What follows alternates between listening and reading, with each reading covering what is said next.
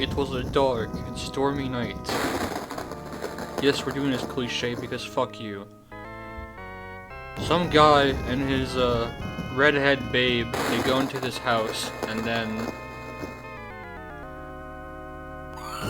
tragedy struck. There was lightning and she was really afraid of lightning, so they had to go and, you know, find somewhere where there wasn't lightning. Also, all this shit happened. But mainly, she just really did not like storms. That's what it was, that's all. So this is Splatterhouse. Welcome to another Let's Play. We are playing fucking Splatterhouse. Now, I've wanted to do this game for a while, actually. I love Splatterhouse. Splatterhouse might be one of my top 10 favorite Namco games of all time. Maybe top 5. It is a masterpiece of a game. It really is. And there are many reasons why I love it so much. There are many things to kind of talk about with this game, so I don't think I'm gonna get to everything in this Let's Play, but I'm gonna try and talk as much as I can about it, and, you know, all the stuff I love about it so much.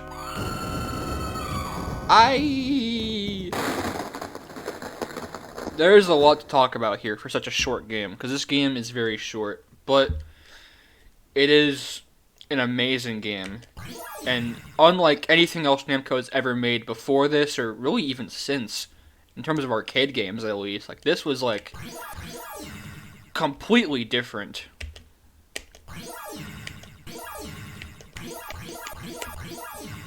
Putting some coins. So, for the basic gist of the story, this is Rick Taylor.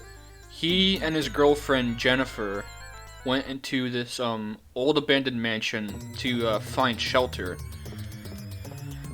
from the weather, of course, the bad weather. And then, Jennifer gets kidnapped, Rick gets knocked unconscious, and a mask, the terror mask, finds him, and then resurrects him, so that becomes a super strong, buff dude that can, you know, slaughter demons with ease. And it's the thing, these are all, like, demons and, like, zombies and shit. This is all, like, you know, it's all pretty evil shit. Spikes as well, just spikes, because, you know, bats are evil too. And, you may notice this game has a particular style to it. It is super gory for an arcade game. I'd say even more so than Mortal Kombat, which came 4 years later. Like, to play this as a kid, like in the 80s, 88 specifically, when this came out, this must have been mind-blowing to see a game with this much detail, this much gory imagery. There is nothing else like this at the time. Like, especially for arcade games, there was just nothing else that compared to this. It was completely original, completely its own unique thing. I think if I just stay in the corner, I can probably cheese it. Well, maybe not, actually. I can't quite cheese it. I'm gonna try, though.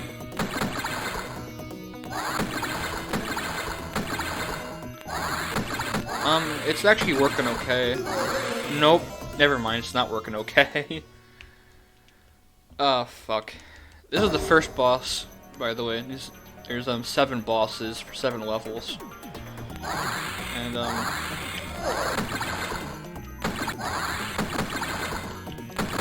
I think, yeah, using some, like, high punches and some kicks would be good. Like a mix of some of both.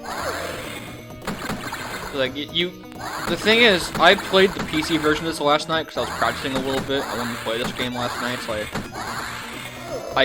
I booted out the PC version of this. Yeah, that's really cool, that, like, surprise, like, gotcha at the end. That's so cool, I love that. It's like, you're not done yet, bitch, you got one more. It's just a complete surprise. But yeah, I played the PC version of this last night, which I think might be a bit different. I know the emulation's not totally accurate in that one. And, oh, this is like just a wrench? Just fucking throw a wrench at the guy. That's cool. I think with that one you can just use like the stand in the corner excuse me. Stand in the corner trick and just kill everything with ease. It just works perfectly. This one I think they do make it a bit harder for the original arcade version. So that's the thing actually with this game and ports. Oh, that guy's amazing by the way. Skeleton Bag Man. He's so happy. Look at him. Like he's in a great mood right now. He really is. That's the thing. With a game this like detailed and this violent, there weren't really many ports at the time that really did this game justice, or just really any ports at all. Not only because it's super violent, I mean definitely because of that a little bit, but also because this game was just, I mean, it's a powerful arcade game. This was made on the same hardware that runs, I think, Pac-Mania, and I think even Rolling Thunder as well. Maybe the same hardware as those games. Definitely Pac-Mania, and it is just rich with detail on every level. There is so many just gory details. So it's not really feasible to replicate this on any home system at the time. But goddammit, they tried. Most famously, this was on the PC Engine / TurboGrafx 16. That's where it was most famous on. That was sort of like the killer app for the system in a way. Was that, and then also the many space shooters for that system, which are amazing. Blazing Lasers is a great game, so that will be a selling point for the system.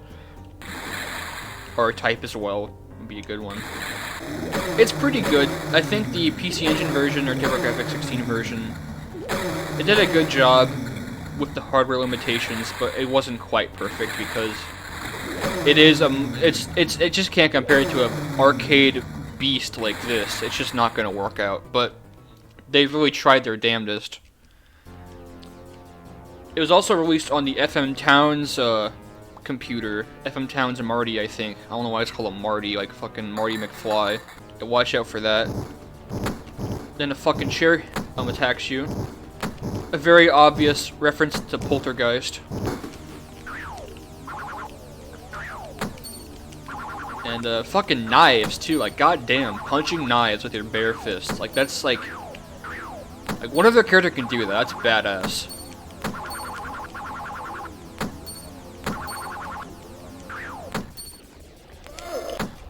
Oh fuck. I think staying in the middle helps with that one. And go to the left because that shit's gonna fall down and that can actually kill you, so I'd watch out for that. There we go. Very goofy music for this part. Dun dun dun dun.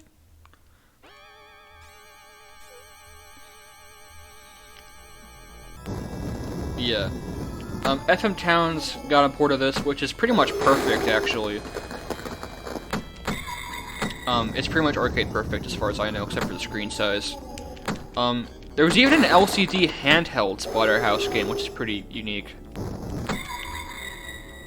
And then in 2003, which is actually the year I was born, fun fact, it got a port by MediaKite for the PC, for Windows, so you can play it that way as well. So I'm using a trick to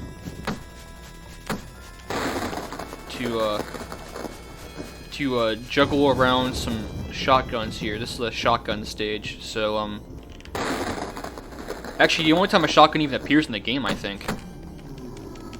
So using this trick, you can juggle 2 shotguns around, and then well, I didn't mean to do that, but it's fine. I have plenty of ammo still, because you need them for this. This fucking beast. This is the Biggie Man. And he's just dead. Fuck you. He is a bastard to kill without the shotguns, so I need to use that trick because that's really the only surefire way of doing it is to use those shotguns, because Biggie Man is one of the hardest bosses in the game, and he is just ridiculous looking. He just has these big meaty arms. He has chainsaws for hands. It is fucking goofy as hell, and I love it. I just fucking... God, this game is so good. I Like, I am genuinely really happy to play this game now. I wanted to let's play this for a while, for Halloween especially. And this game genuinely is scary too. Like, it's not just like just like a horror beat 'em up. This game is definitely still a horror game to some degree. It definitely has some elements of that, of, you know, a lot of other horror games. Not really survival horror, but it is definitely still firmly planted into the horror genre. And it's still a classic in my eyes. I still really think this game is one of the best in terms of just arcade beat 'em ups and horror games and Namco games, and just, you know, it's a piece of history, you know, for being one of the first really gory games, and really one of the first times where Namco really took a chance. They really took a risk with this game, and and thanks to that, it became one of Namco's most beloved franchises.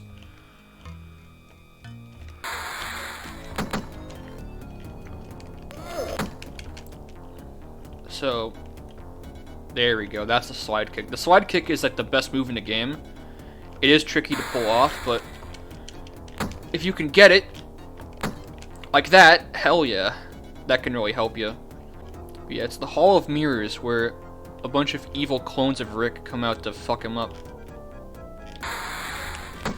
Look, see, he even used them too. Cheating bastard.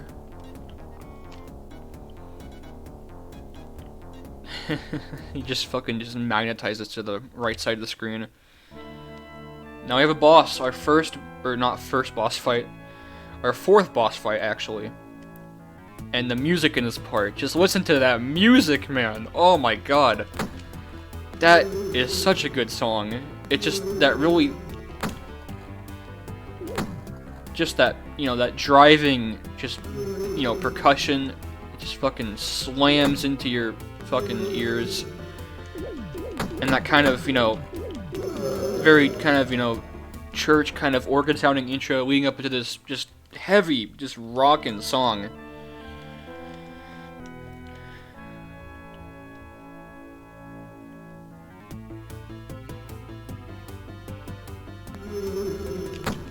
It is just great. Honestly, Splatterhouse might be one of the, you know, the best soundtracks of any arcade game too. Like, the music in this game is so good. Like, not only is it like really unsettling too, but like it just sounds amazing. It really shows the capabilities of FM synth for music. It is just really amazing stuff. And I'm gonna get my ass kicked because this boss is not super easy. Yeah, I died. It's my first game over. Make good progress though on 1 coin. You know, I don't get to gush about a game this much usually, so like this makes me super happy to get to do this. Because Splatterhouse is genuinely a masterpiece. Like there is just nothing else quite like it. Especially for the time. Like, it just was completely just original. It took risks. It was just something that you had never seen before in arcades, and it really is, you know, one of Namco's finest games ever, I think. Like, not only is it like a good horror game with like a lot of, you know, horror movie references, like it's just an absolute, just, you know, unabashed just tribute and love letter to all horror movies.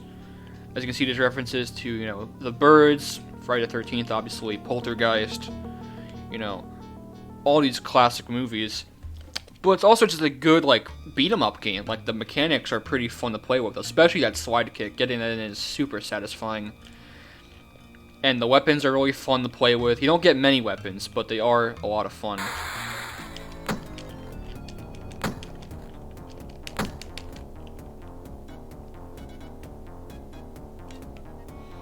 It is just a blast to play. It is a great, great fun beat-em-up.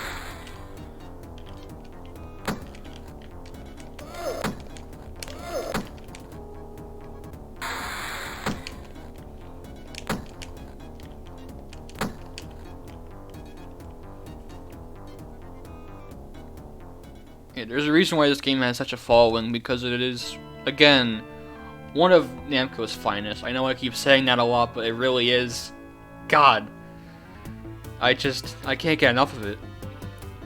And this game did have a little bit of a series. There was 2 sequels for the Genesis. which I haven't actually really played much of, but I'm sure they're pretty good. I think this is probably my favorite is still the first game, though. It would probably be the best one. But it did have a bit of a franchise. And of course, there's also, you know, the Famicom exclusive Untitled Graffiti, which is kind of just a goofy spin-off game, which is still pretty fun, still pretty cutesy. You know, it's a very cutesy, kind of super deformed take on Splatterhouse, but it's good fun. I might play that at some point, too. With Untitled Graffiti, they really upped the, reference level, too, in that game. The first boss is like a fucking Michael Jackson Thriller parody, where, like, it's just a bunch of zombies dancing around. And it's so stupid, but it's awesome.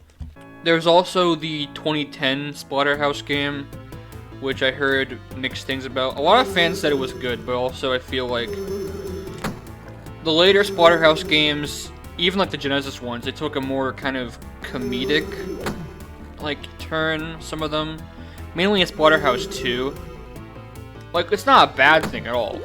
But, like, with 2, and especially Splatterhouse 2010, you know, it kind of, there's less of that, like, sense of dread you get from the original arcade game, where it's like you're always on the move, always having to go and watch out for things. Like, Splatterhouse, the original, was a very tense game. You know, you always had to watch out for things. You're always, even if there's no strict timer per se, you're always, like, nervous as fuck playing this game. At least I am. And I'm also sucking ass at it. But, you know, it doesn't really have that same feeling later on. I guess Splatterhouse 3 does that pretty well, because that actually does have a timer and multiple endings, so I guess Splatterhouse 3 probably does a good job at that. I'd also say that Splatterhouse 3 is probably the goriest of the original games. Splatterhouse 3 is just fucking disgusting, which is awesome, but, like, man, it's gross, some of that shit in Splatterhouse 3.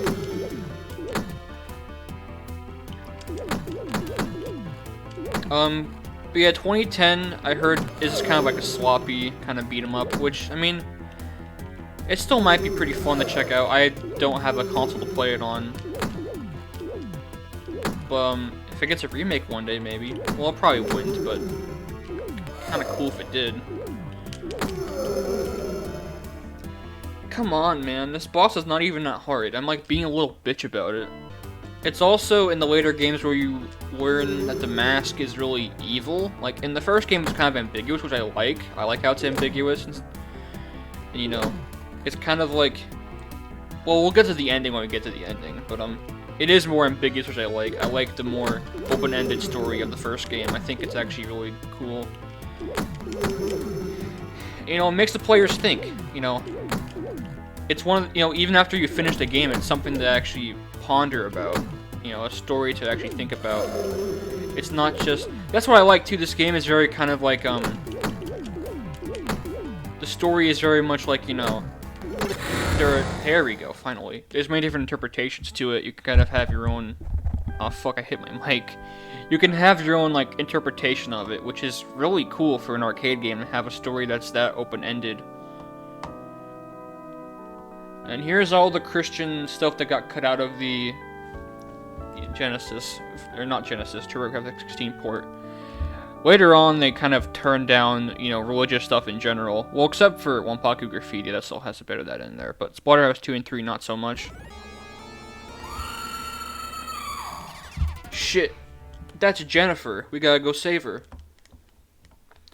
That scream is missing in the TurboGrafx port, by the way. So, that random, like, bit of music is just kind of like, well, why is that there? What's the point? Yeah, that scream is not present. There's actually a lot that got cut from the TurboGrafx port that I think would have made it better. They could have done too.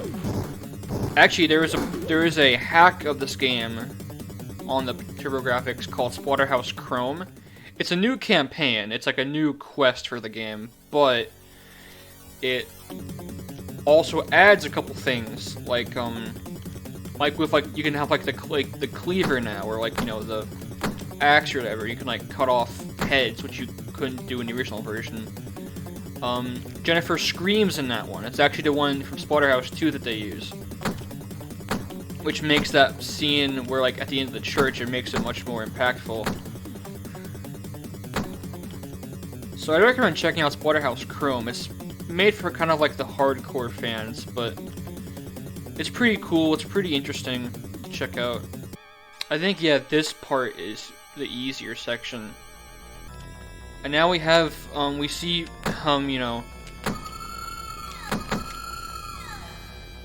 Namco is still very much a Japanese company. They gotta have their anime in there a little bit. So it's this anime ghost girl. These are called jokers, which are actually very cute. They're like these really cute, long-haired purple ghosts, which very unfitting for this game, but it's kind of funny. And then there's this guy, which is just goofy as hell. This fucking skeleton witch. He's also pretty tricky to actually kill. Yeah, I got a good rhythm for him.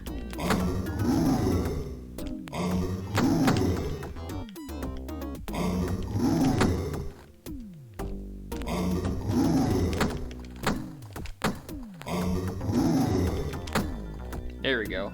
That was not too bad, actually. Yeah, this game still has its fair share of humor, but it's not to the extent of Splatterhouse 2 or 2010. Splatterhouse 3 still takes itself pretty seriously, so I don't think I'd say that has much humor in it. Oh, I don't think I'm gonna actually beat the boss, because the boss of this level is ridiculous. You kind of need like a bunch of health for that one, unless I get lucky. I don't think I'm gonna get lucky.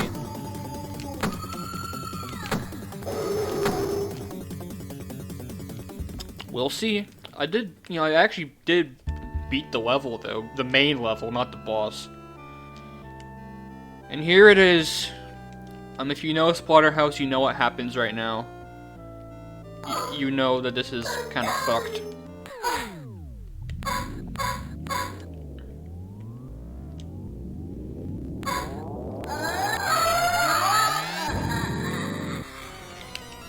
God, that transformation scene is just disgusting.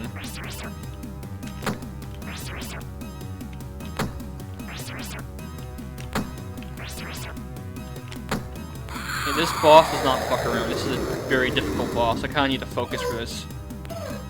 If I can even beat it. I only got 2 hearts of health left, so we'll see. Nope, not gonna happen now. Only 1 heart of health left.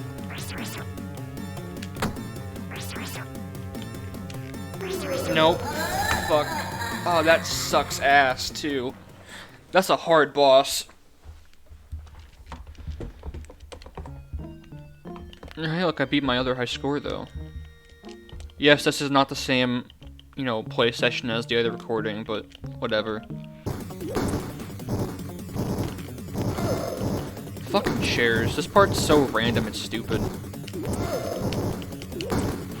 Like, I can do it no hit most of the time, but sometimes it's just fucking dumb. This is easily the longest level of the game. There are 5 sections before the boss, so it's very, very lengthy. And, it also has multiple paths, which were kind of a thing in the other levels. You could fall down holes and stuff to go to different paths, but this one has a ton of branching paths, which is also really a cool idea in this game, the branching pathways, where you can kind of... If one part's giving you a lot of shit, you can go to the other part and maybe have better luck, because you can kind of choose your own path there. See which route works best for you. It gives some nice variety to the game. I don't want to go down here.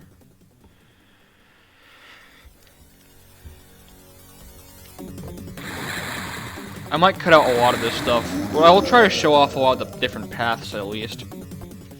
But I'm probably going to cut out some stuff for this part, because this part is ridiculously hard. This level is not nice at all.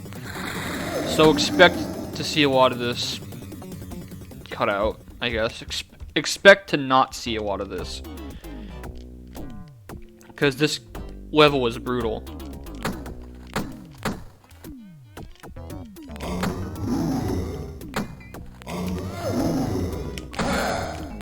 Oh yeah, he resurrects stuff too.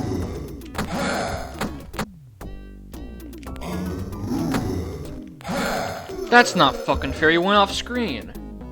I hate that shit. He does that a lot too. He just goes off screen randomly where you can't attack him. That's not fair. That's like the one gripe I have with this game.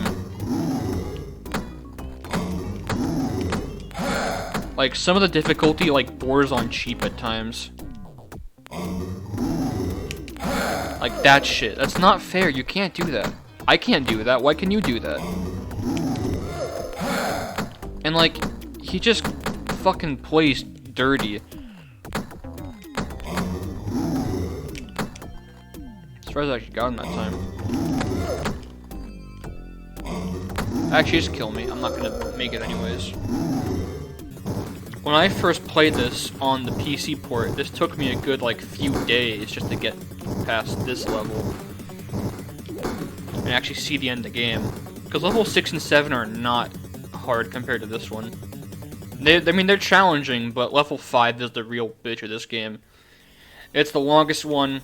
It has the most traps and stuff. The most, you know, difficult enemies. This part's not so bad. Just, you know... There is some weird, like, gravity to it with, like, the ramps and stuff, but... I just kind of do, like, a jump like that to kind of help, you know, correct myself. That tends to work pretty well. You know, if I had more weapons, it'd be kind of nice. If this level had more weapons, it'd probably be much easier. Like, have, like a plank or something to use, like an axe. Or a cleaver, meat cleaver. Something to help out.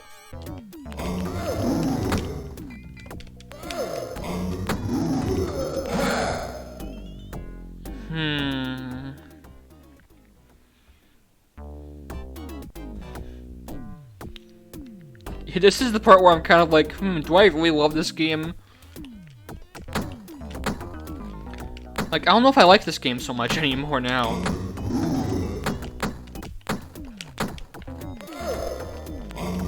Oh, fuck, he does that shit again. Oh, wait. He's just gone? What? Okay, he's gone. I never seen that happen before. Actually, you know what's happened too? I've gotten stuck up there, actually, once. I think it was on the PC version, but, like, when the level first begins, I actually got stuck, like, above the level a little bit before I fell down and actually was able to play. Super weird bug. Well, I have an extra life to spare, so that's something. See what I can do here. See if I can work my magic on this. What little magic I have. I am a magician, not a good magician, but I am a magician. But you guys didn't know that one. I can conjure up a good grilled cheese. That's my spell.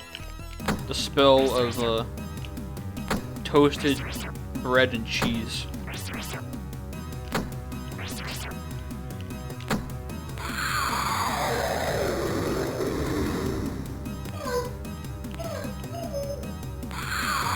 Yeah, she's saying help me there, which is much more... It's much more obvious in the TurboGrafx port. It's much clearer sounding.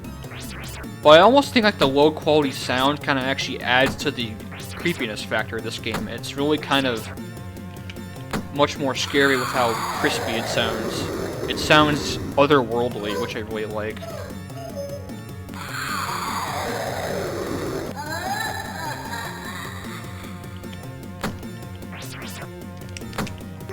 Oh, fuck. That third phase is a bitch, because then she does the little hops, and those are tricky to avoid. I think there is a trick for those, I think. Like, you can avoid them, and sometimes you can get her stuck in a little rhythm like that. There's a speedrun trick where you can like slide kick the boss and get him stuck, like in a continuous loop. I don't know how the fuck you do that, but you can do it. That's like some real speedrunning shit. That's goofy. But, I mean, it's doable. People have done it, so... You're just like taking a piss. Take a piss on the grave, or the fireplace, take a piss on the bookshelf. I don't want to call it a grave. I guess this is kind of Jennifer's grave. This is where she dies.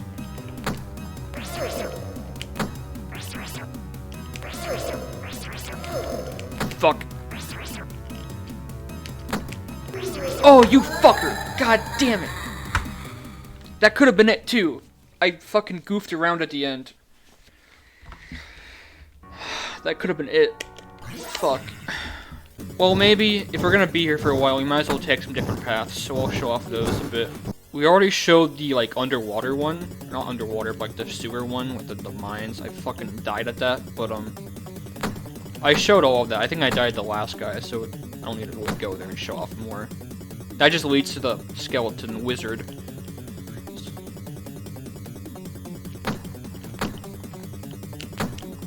Oh, that's a fun trick.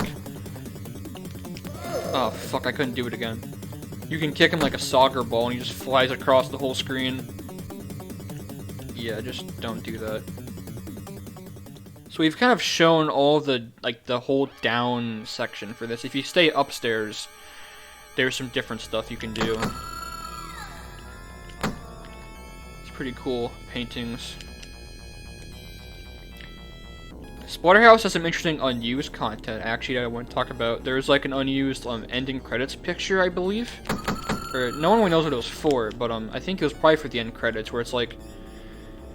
But, like, potentially, like, a good ending for the game, like, where they're all happy. Like, it's Rick and Jennifer smiling and, like, you know, happy with all the development crew in the picture. It's really kind of bizarre, because this game does not have a happy ending. I guess it was going to. Like, this is the very rare dress room. This is a very uncommon room. Like, you never really see this one, so... Kinda cool to see it here. And then if you just, slide kick, you can, or just walk away. That works, too. Yeah, I never see that room, usually, so it's kind of cool to see it here. And this leads to another room of this shit. Fucking worms. You ever see that guy on TikTok that fucking fills glasses with worms and shit and, like, scrapes them off? That's kind of goofy. I don't know why he does that. It's kind of fucked. Like, he's on that bullshit. He really is. Wait, I have 2 lives extra for this boss. Holy shit. I got my skills going. Maybe. I did practice this game quite a bit, actually. But yeah, there's the unused credits picture. There's like an unused, like, giant, like, red meaty head enemy. There's unused 2-player, like, 2-player simultaneous, which is pretty cool. A lot of weird unused stuff in this game. Recommend checking out the page on Cutting Room Floor, which is one of my favorite websites. So go look at that right now, please. Also, someone... It's probably gonna be me. Oh, that's fucked. That's a cheap move. Fuck, I should have got out of the way. Somebody, which probably is gonna be me, needs to edit the page for Frogger the Great Quest on here, because there's a lot of unused stuff in that game that needs to be covered. There is unused audio, unused graphics. There's, some other stuff probably that could be used, that could be mentioned. There are regional differences with that one, because European version has a level select, and also a debug mode, which cannot be accessed in the NTSC version. That's kind of a big deal. That should be mentioned. Probably gonna be me that edits that, honestly, because no one else really cares about Great Quest besides me. But I'll do it. I'll take care of it probably eventually if I decide to. It's kind of a nice couch, honestly, to be honest.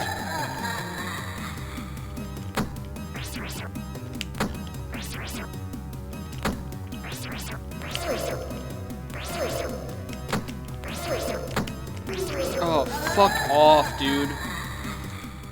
I'm sick of that shit with the fucking... The long nail attack. That shit's so difficult to avoid. Maybe if I could do a slide kick and get him stuck, maybe that might help. Just brute force my way through it. Maybe, just maybe. I mean, I don't want to get too goofy, but... I don't know, man. It might be worth a shot, honestly.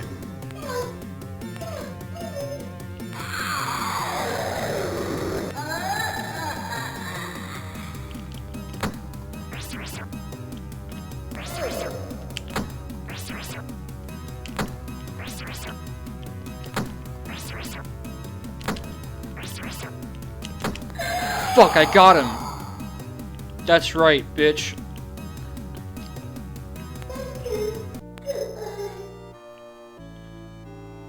And then her soul is whisked away. No, that's fucking disgusting looking, that meat hole. God, that's disgusting. But I love it. Really kind of a depressing moment, and kind of like a really transformative moment for Namco games and arcade games, where it's like, yeah, you know, video games, they're not just for kids. I mean, you know, like, they can tell some fucked up stories, and, you know, make you think, and kind of make you feel things besides just, you know, enjoyment. Like, I'm sure other games did it before Splatterhouse, where they had, like, emotional storylines. I'm sure this wasn't the first to do it, but as far as I know, it was the first arcade game to do it, and definitely the first one by Namco to do something similar to this. Rolling Thunder kind of had a similar thing with the cutscenes. We had to save, Leela, I believe her name is, the female secret agent. It kind of progresses the story through the little anime cutscenes, but, Splatterhouse does not do that. Splatterhouse tells it in a way that, you know, it tells it through its gameplay, which is really, really awesome. And it's just, man, Splatterhouse is just such a good game. And, like, again, just represents the shift that Namco has really took from their early years, you know. Just to think that only a decade earlier they were making simple, pinball-styled games and, like, space shooters. And they made something groundbreaking like Splatterhouse that really kind of, you know, reinvents what an arcade game could be. You know? It's like with any good, like, band, you know? Like, there's, like, they start off simple, but they progress over time, like, you know, like a Pink Floyd or the Beatles, you know?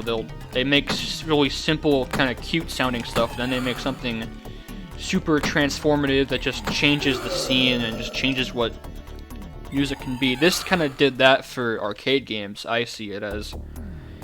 There was stuff like Chiller, there was Death Race, they were, like, violent and controversial, yes, but this is one that actually took it seriously and made, like, you know, it wasn't just about the gore, it was about the gameplay, it was about the atmosphere, the story. Like, this was, like, the whole package, you know. So it's really, really cool stuff. This level kind of stinks, though. This level is kind of just RNG. It's really annoying. I don't like this level. It's not like that it's really hard. Like, I can beat it eventually, but just, like, it stinks. That's my opinion on it. It stinks. Just like that guy from Pod People would say, it stinks. Or, you know, Jay Sherman. I should watch The Critic. It's by the Simpsons people, right? Or at least some of the Simpsons people.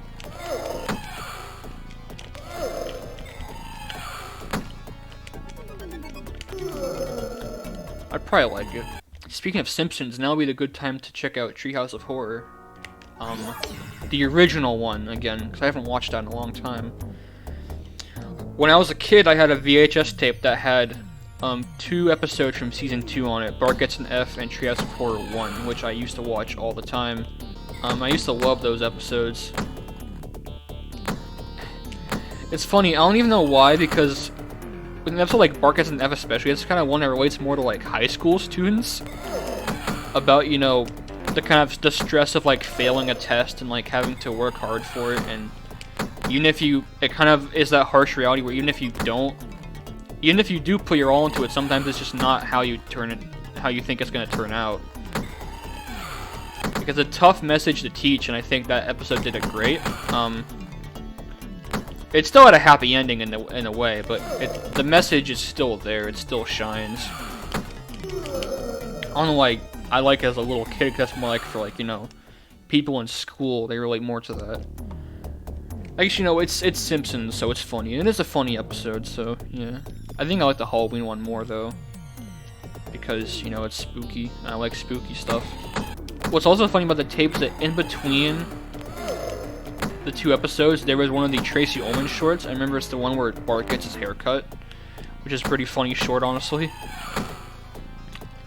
That's kind of where they actually allowed those to be on the VHS tape. Because remember, I don't think the Simpsons crew, I don't think they like those shorts.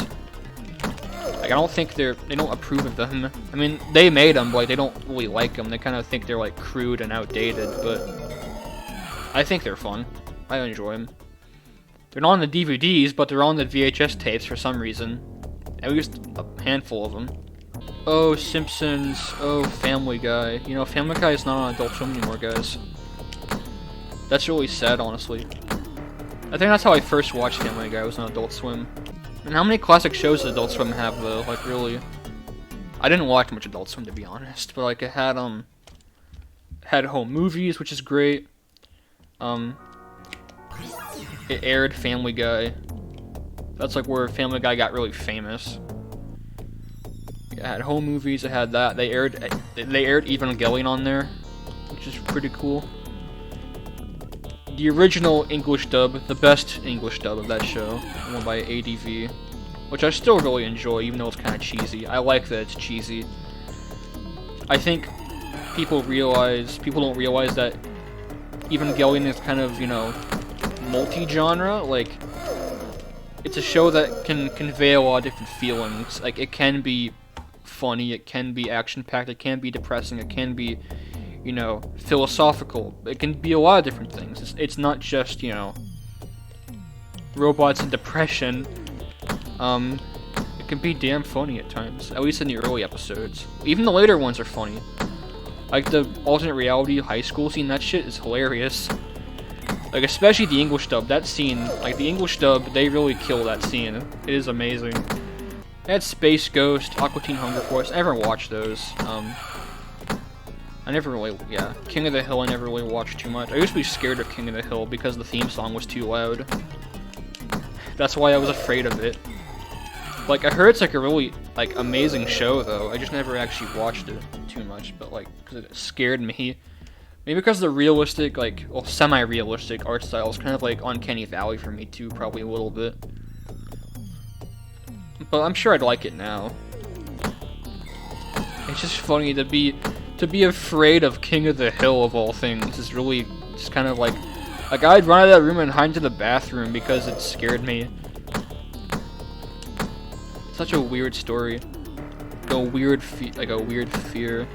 I remember when they had Toonami, too, when they brought back well, they still have Toonami. They aired the Evangelion movies on there. And they had, like, well, now they have, like, you know, fucking My Hero Academia and stuff, which is, you know, not really something I care about. People love it. I'm glad they do, but I just don't care about it. I don't really care about anime much in general, but I mean, except for Evangelion, obviously. And Lucky Star. How come they haven't aired Lucky Star on there? Do not have the rights for that? That'd be a fun one to have on there. Oh yeah, Adult Swim has fucking Smiling Friends, which is amazing. It's just a pilot, but like, it's gonna get a full series, and I'm really happy that it is, because that pilot they made is fucking hilarious. I remember Toonami had some weird show. It probably isn't like weird, but like, I just remember not knowing what it was, so I don't really know anime much, but it's kind of weird, cause like, some of that stuff is like, kind of like kids anime too, right? Technically, like, it's like not really like adult anime, but like kind of like general audiences. You know, they don't really. Oh, I got to the boss too, and I couldn't even fucking get to the actual fighting of the boss. God, I guess, you know, they don't have Toonami like on Cartoon Network anymore. It's just Adult Swim, so I guess I kind of, you know, they're not showing anime there, but just on the late night block. But it is kind of weird. Didn't they air Dragon Ball Z on there recently? Or like Naruto? I don't know why I said it like that. They aired like some nostalgic favorite on there recently. And it's not Evangelion. Because apparently that was never on Toonami. I mean, it kinda was, but like, well, I don't know if it was really Toonami specifically. They had, Cartoon Network had a thing where they would air, like, they had like a Giant Robot Week. They have like a bunch of giant robot shows. I think it was Toonami, it was like anime. But they had the first 2 episodes of Evangelion, which were edited down because they were not for kids. And I'm glad they stopped at 2 episodes because, I mean, they would not, you know, they could not edit that show in a way that would make it kid-friendly. I mean, I guess if you were crazy enough to do it, you could do it, but, like, it just would not work out. And by the time Adult Swim aired it, Toonami was not Adult Swim. It was just still on Cartoon Network, so it was never really on Adult Swim. I mean, it was, but it was never really part of Toonami. Just the movies were. Am I making any sense right now? Does it make sense what I'm talking about? I don't know. I fucking hate that shit with the shitty guys that latch onto you. It's so annoying. Like, this level wouldn't even be that bad if those guys just did not fucking, like, you know, grab onto you. That makes it really annoying. These fetus guys. It's kind of disgusting. But, yes, this kind of shows that the house is actually, like, a living being. This level has so much random, like, pattern bullshit, too, which I really hate. Like, you can't predict where they're gonna go at all. It's just, like, really dumb. It's just dumb. It's dumb, dumb, dumb. Yeah, my mic's still on. I just want to make sure. If it was off this whole time, I'd be so fucking pissed off. I kind of want to watch more of, Gainax's stuff. Like, Fooey Cooey, which I heard is good. That one's, like, more just, like, comedy than, like, anything. It's more just a foodie anime, which I like. I like foonies. I like comedic anime a lot. At least I like it when it's comedic. I like it when it's silly. Just take itself seriously. I know some of my friends are really into Studio Trigger stuff, like, Kill la Kill, Little Witch, Luluko, I believe it's by them as well. I gotta watch that too. A lot of stuff to watch. Get him! Fucking get him!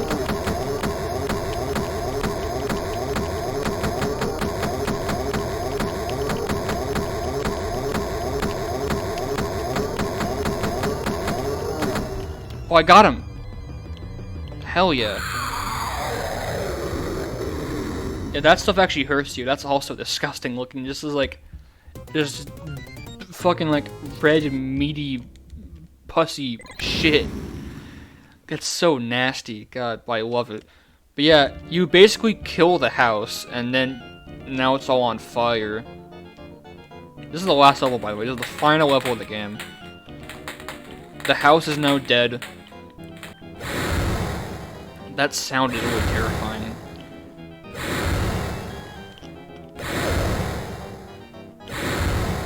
This part's just more of like just, you know, about just kind of just memorizing patterns and how to avoid all the guys. There's no checkpoint at the boss, by the way. You gotta just do that and the boss in one go, which is kind of annoying, but whatever. Hello. Hello, jolly old chap.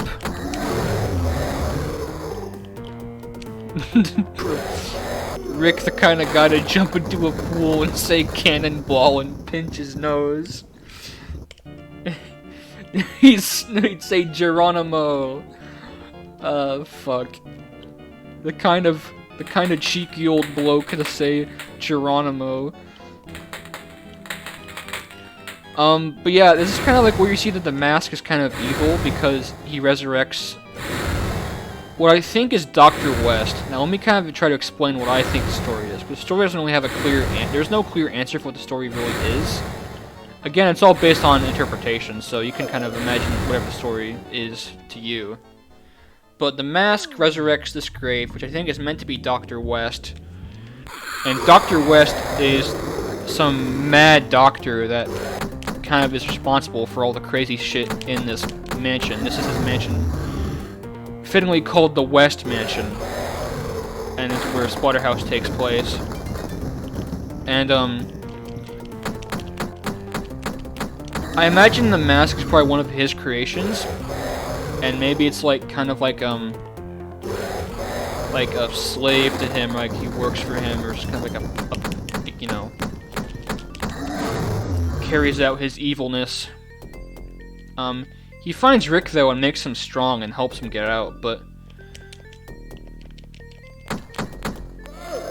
you know, it's still kind of the bad guy, and, you know, West is still the villain, too. These hands are really disturbingly detailed, and also really hard to avoid. The plot is very, yeah, nothing is explained in the plot too well. At least not in the game. The game itself does not explain the plot super well, at least as far as the backstory goes. But I think it's, especially in 2 and 3, but in the first game it's merely implied that the mask is evil, but by Splatterhouse 3 mainly, it's pretty much confirmed that yes, the mask is a bad guy. In fact, the mask is actually the final boss in Splatterhouse 3, because I believe he just wants to take over the world or some really generic shit. Like, the thing is, Splatterhouse 3, like, I like the multiple endings of that game. I like the family plot, having to save the family. I like seeing how, if you wait around too long, they are more and more in danger. That stuff is cool, but, like, the stuff with, like, the Dark Stone and shit, and, like, the Dark One or whatever, it's so just kind of, like, contrived and just generic and just... It's not exciting at all to me. Like, as far as, you know, what I think, it goes Splatterhouse 1 and then 2. And then that's just the ending, because Splatterhouse 3's plot is kind of stupid. It might as well just end at 2, because 3 is just, you know, oh, and a mask wants to take over the world, and it's like fucking, it's like Dr. Wily fucking Mega Man shit. Or Dr. Robotnik. Sorry, I'm getting annoyed because I know my cat's doing something that they shouldn't be doing. AKA scratching on things. No, kitty, don't do that. What I love most about this guy is his nickname. His official name is Hell Chaos, which I guess I still kind of see as like a resurrected Dr. West in a way. But his name is Hell Chaos, and people call him Captain Mozzarella because it just looks like mozzarella cheese. It's fucking stupid, but it's so funny. You get no points here because this is just, you know, nothing to kill. You can't kill the fire guys. Maybe like a shotgun though, maybe. But there's no shotgun on this level. This kind of the one lame thing. You only get the shotgun for one stage. Kind of sucks. I kind of wish I had more stuff with it. It's a fun weapon.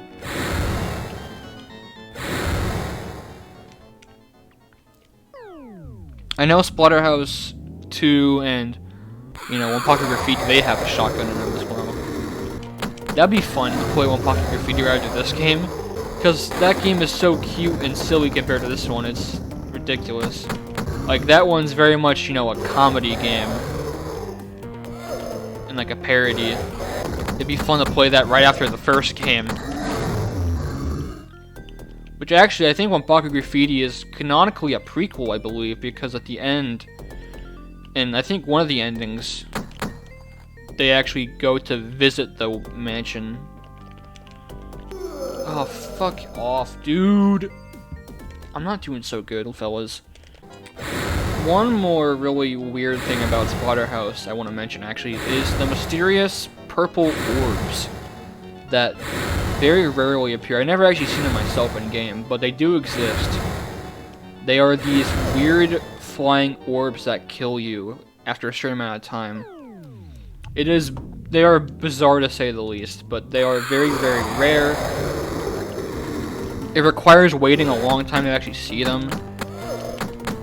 You basically never see them without cheats on, so there's like no point to them even, but they do exist. There's pictures of them. How good this song too, man. Such a great final boss theme. Kind of somber, but still action-packed. Still has that great melody. Very badass. That shit's so hard to avoid. I hate that. I'm happy though that the arcade game has, you know, infinite continues, which makes me very, very happy. This game, that's the one thing that keeps me going, is infinite continues. Because if this game did not have that, I'd probably be less positive about it. But it thankfully has, you can continue as much as you'd like. So it's very forgiving in that regard. And a lot of it is kind of just like memorization anyway, so if you know what to do, it's not so hard. Like, I actually, like, level 5 did not take me very long at Like, it took me some time, yes, but like, I thought I'd get my ass kicked much more by level 5 than I did, you know, and I actually did. Like, I thought it'd be really hard. It is hard still, but like, again, when I first beat this game on Windows, it took me days to beat level 5. Level 5 does not fuck around, but like, I got it done relatively quickly on this playthrough. Still not a single credit playthrough though, which I want to do at some point, maybe. Maybe, I don't know. Excuse me, Mr. Fire, sir. So are they humans or are they zombies? I guess they're still like zombies and stuff, demons.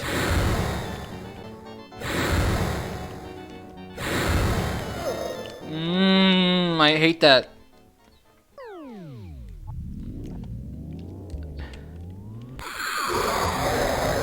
Burns my little toes, my little baby toes.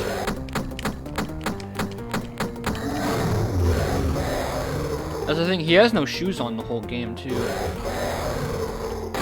Which makes him even more badass. Not because of like the foot thing, it's not the foot thing.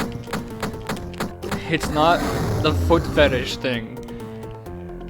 Although I do have that. Just the fact that he's walking around in all this like rough kind of, you know, scenery, rough scenery. Just the fact that he's doing all this barefoot, like, you know, no shoes, just going in, fucking killing demons, avoiding those saw blades and shit at the beginning. Not, I guess not really saw blades, the big blades that spin around. Punching and kicking knives without shoes or gloves or anything, like, that shit's impressive. Also, is Rick bald, or does he have blind hair? Blind? What the fuck? Blind? I am actually retarded. I can't believe it. I am retarded. And when I say retarded, I don't mean I'm like mentally disabled. I need to make this clear, okay? Mentally disabled people, they can't control that. They can't control what they're born with. I'm not making fun of them. When I say retarded, I'm talking about something I say that's so stupid, I think about it and it's like, what was I thinking saying? No. Does Rick have blonde hair? Is what I meant to ask. Fuck you with the rocks. Fine, kill me again. Look at those fingers though, dude. Nasty. Bro, who got his nails trimmed though? He cut off the whole damn fingernail. I need to explain myself because people have very strong reactions to words. When really, what's funny is that the people who hate the words so much, they're the ones giving them all the power because they have such strong reactions to them, and really they should just ignore it. Or realize that, hey, I'm not talking about actually, like, you know, people with mental problems. Or people that were born a certain way. I'm talking about people that just are dumb. Like, people that don't think. Context matters for a lot of that stuff, and I think last night I watched iDubbbz's old video on what the fuck, Tana Mojo, Tana Mongu, but his speech, well, not really speech, just the video, I guess, about how certain words are, you know, singled out as being really bad when there's a lot of other words that are bad and yet they don't get nearly as much attention. I think it still holds true to this day. But I think in the context of, like, reading a story, or, like, if it's, like, you know, an old piece of literature that uses that, I think that that's just how it was written, man. That's just the time. I don't think you should be criticized for reading something that was just written a specific way. I think a lot of times context does matter.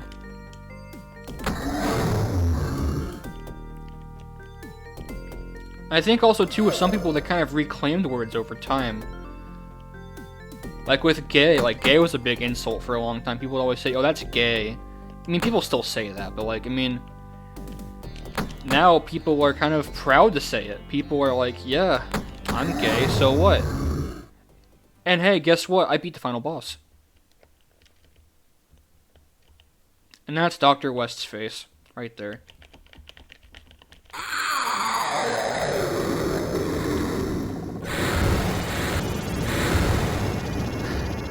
I wasn't even paying attention, just all of a sudden, oh, final boss is done. Kind of weird to have a rant about, like, language and stuff during Splatterhouse, the final boss of Splatterhouse.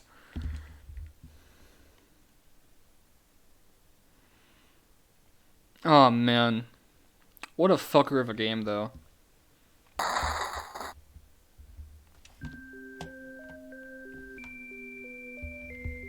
Splatterhouse. Man, what an amazing game this is. Sorry for the weird rant at the end, but like, I had to point that out because it's just so dumb. People get so offended over a word, and it's like, I'm not even talking about you, dude. Just let it go. Like, honestly. I don't know. It's dumb. People are probably gonna get mad at me still, but you know what? I kind of don't care. Enough of that, though. This game is amazing. I love Splatterhouse to death. The ending is really amazing. Because it's open-ended, it kind of leaves it to interpretation. Where it's like, well, what really happened in the end? You know, Rick just kind of just goes home. The mask is gone. Well, for now anyways. It's like, you know, what really happened at the end? It kind of makes you think, and that's why I love this game. It makes you think even after playing it. It's kind of really one of the first games to do that as far as arcade games go. Hook Devil Nakamura, that's appropriate credits. Nakamura, he's probably a bastard, wasn't he? He's probably like, you can't do this gory game, what the fuck's your problem? Well, they did it. Really, somber sounding credits song too. Very, very beautiful ending credits music.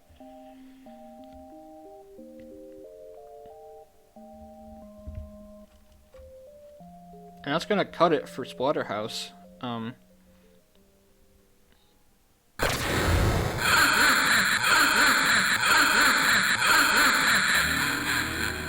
Or is it?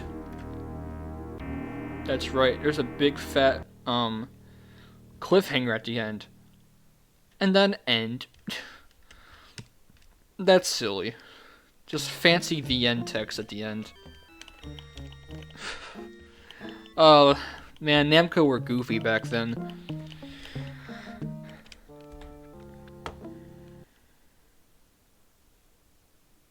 And yeah, that's it. So see ya whenever I do the next game. I still want to finish up Spooky Mansion. Maybe do another series, maybe. I'm not sure what I want to do next, but I'll do something. So I'll see y'all then. Yeah, later.